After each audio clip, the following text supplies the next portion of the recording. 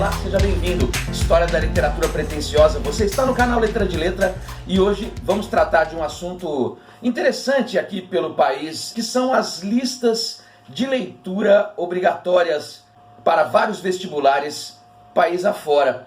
As listas de leitura, penso eu, são um agravante na questão da pesquisa literária por autores, autoras. Quando se diz leitura obrigatória, a gente sempre tem aquela ideia de que vai ser algo imposto, que poderia ter sido de outro jeito, poderiam ser escolhidas outras leituras, outras obras, e aliás deixaram há um tempo de serem apenas livros, né?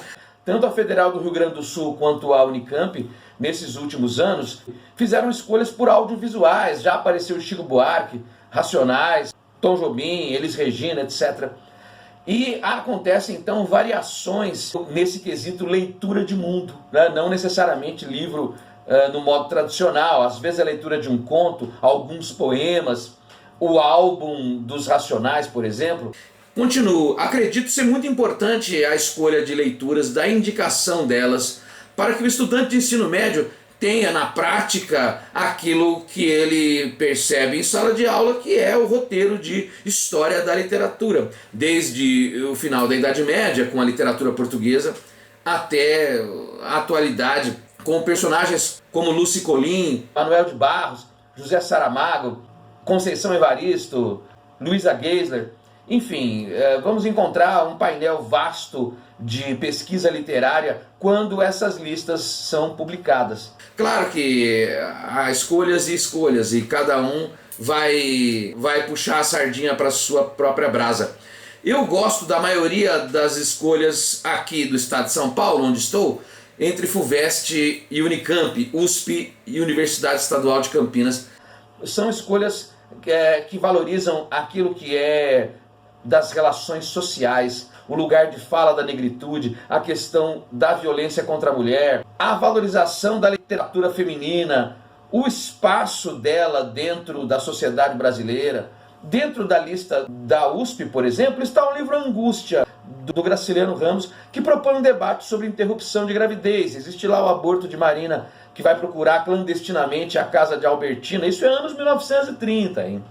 E a história segue de modo bastante triste, não só para Marina, como para o narrador Luiz da Silva. Propõe esse debate, por exemplo, né? Dentro de A Falência existe a questão da negritude. Eu deixei aqui na descrição um vídeo que fiz sobre personagens pretos da literatura, né? Vale a pena. Mas voltando à questão das listas, sou a favor delas sim, né? Mas acredito que seria importante que as listas fossem mais ou menos fixas por algum tempo, como fazem USP e Unicamp. Existem alguns vestibulares que modificam totalmente suas listas. Há outros, a maioria deles de que conheço, fazem poucas alterações ao longo de cada ano. Então isso é bem interessante. Ensinar literatura não significaria apenas só leitura de livros clássicos, leituras de ficção. Existe o Ailton Krenak, a Lilia Schwartz, o próprio Eduardo Bueno, Peninha. Existem vários modos de se cobrar leitura e interpretação de texto.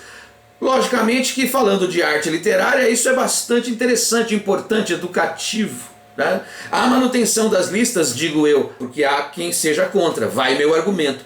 A manutenção das listas reforça a necessidade de conhecer nossa literatura desde a Idade Média. Nossa literatura de língua portuguesa, com moçambicanos, angolanos, portugueses, brasileiros. Eu gosto dessa ideia. Fiz uma pergunta ao professor Luiz Puntel, lá de Ribeirão Preto, meu professor no ensino médio lá no século XX.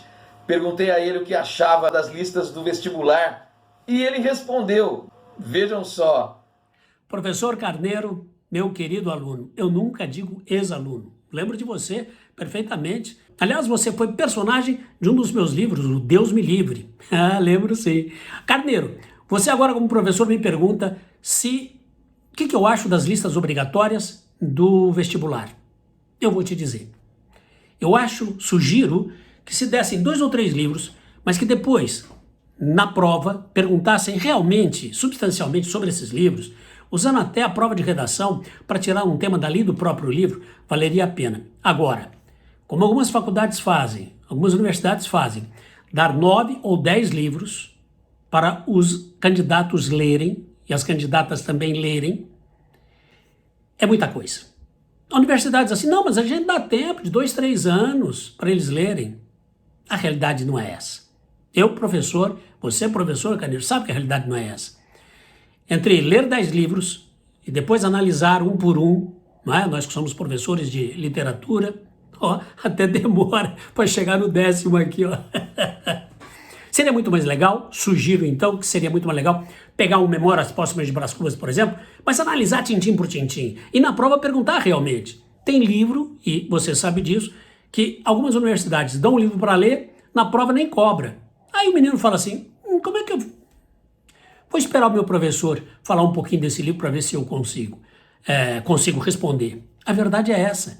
Então tá aí, professor, a minha opinião, eu acho que se dessemos poucos livros, perguntasse mais profundamente, teríamos um resultado melhor em termos de leitura e criticidade dessa leitura. Um abraço, Carneiro. É isso. Muito obrigado, professor Luiz Puntel. Eu espero que a gente possa continuar espalhando literatura por aí, porque literatura pode mudar o mundo. Pelo menos é o que eu acho. Até mais, obrigado.